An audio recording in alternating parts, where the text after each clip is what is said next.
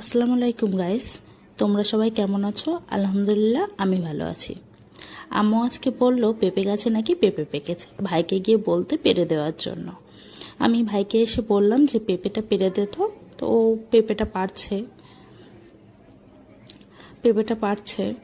তো পেঁপেটা পড়লো দেখো। হ্যাঁ, এই তো পড়লো পেঁপেটা পড়লো। আর এই গাছের পেঁপেটা এত মিষ্টি খেতে, আমার তো খুবই পছন্দ। তো দেখছি কালারটা এত সুন্দর হয়েছে। আর আম্মু বলেছিল যে ওই বেগুন পেড়ে আনার জন্য। তবে বেগুন পাড়তে গিয়েছি, এটা আমার আম্মুর বসানো, কয়েকটা বেগুন গাছ বসিয়েছিল কিছুদিন আগে। তো বেগুন হয়েছে, তো বেগুন পাড়ছিলাম, তো বেগুন ছিঁড়তেই পারছিলাম না।